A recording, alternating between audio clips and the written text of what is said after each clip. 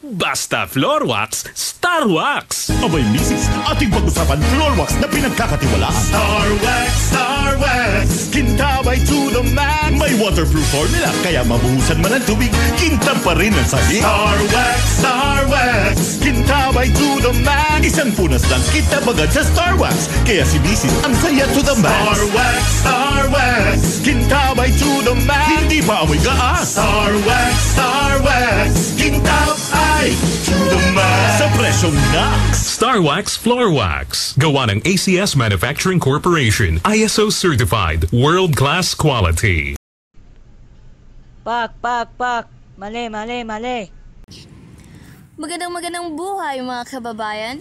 Nandito po tayo sa 97.1 Pak Radyo para pag-usapan ang mga mainit na issue ngayon. Kaya ito ng ating dalawang mamahayag ngayong umaga na sina Mike Enriquez at Mark Logan. Pak! Mali! Magandang umaga, buddy.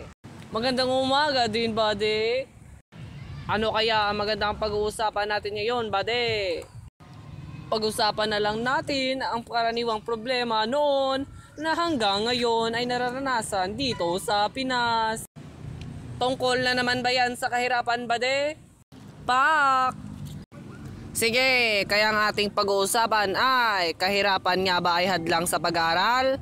Pero bago yan ay humingi muna tayo ng mga opinyon mula sa ating tagapakinig. Kaya kung gusto nyo magbigay ng opinyon tungkol dito sa issue na to, tumawag lang sa 87005.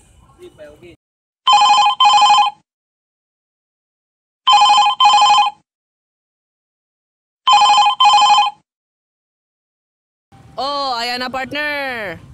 Magandang umaga po, caller number 1. Ano po ang iyong pangalan? Magandang umaga po.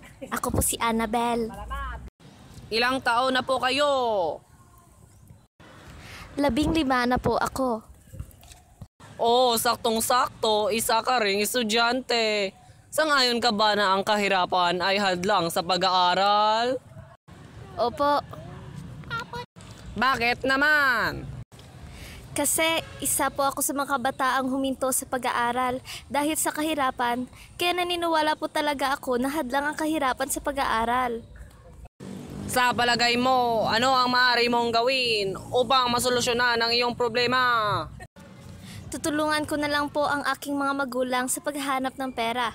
Halimbawa, sa pag-i-scrap po kasi hindi naman ako makakatrabaho dahil kulang po ako sa karanasan at isa pa, hindi nga ako nakatapos sa pag-aaral. Tama yan, Annabel. Sa halip na tumambay ka at tumunganga, ay tulungan mo na lang ang iyong mga magulang. Salamat sa pagbabahagi dito. Maraming salamat po at paalam. Paalam!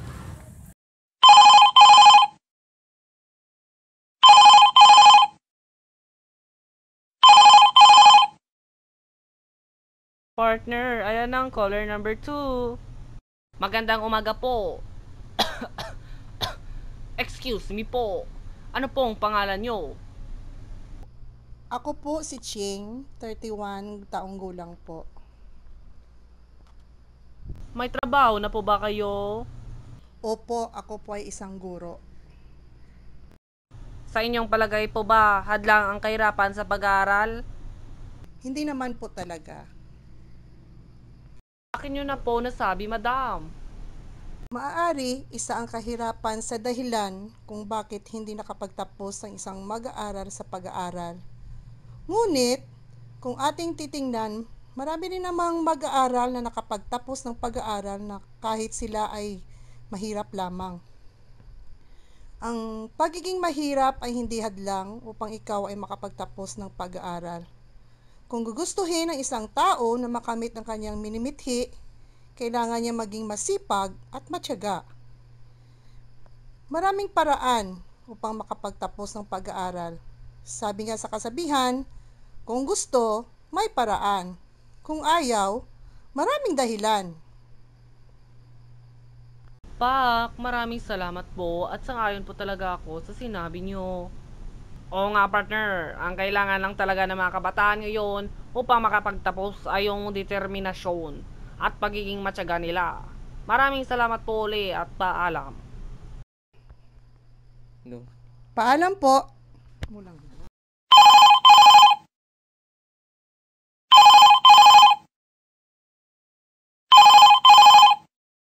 Ayan ang panguling caller natin ngayon.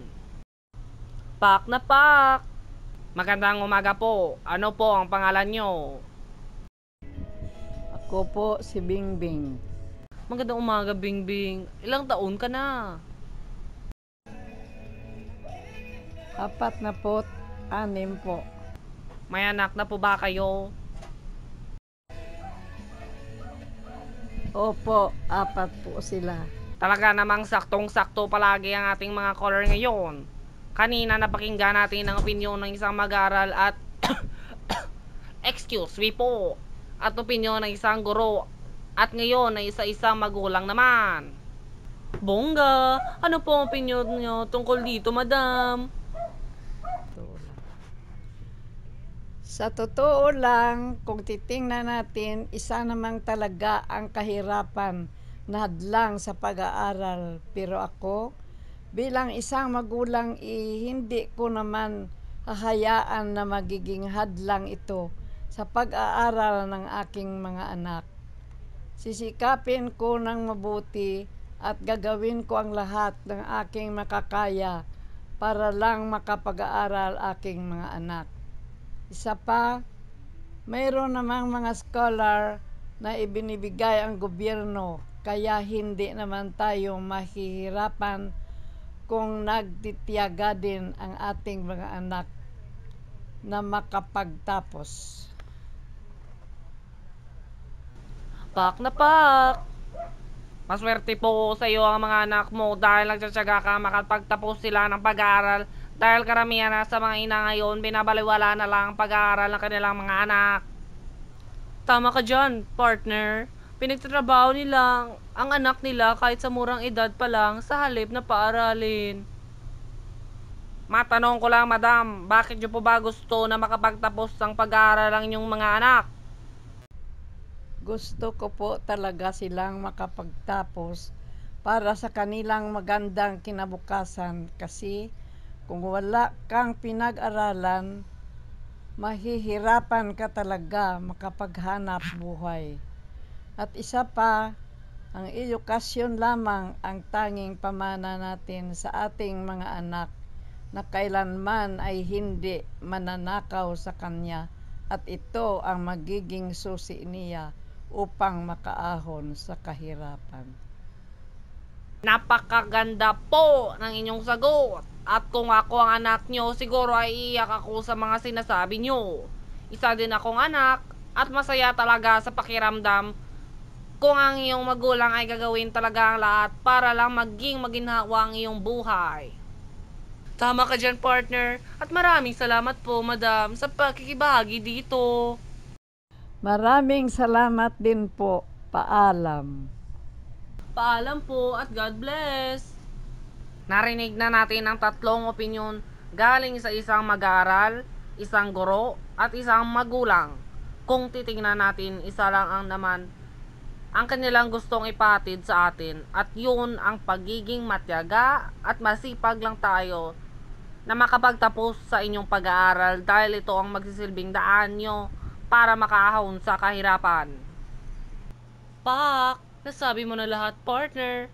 Maraming salamat po sa nagbahagi dito at sa ating mga tagapakinig.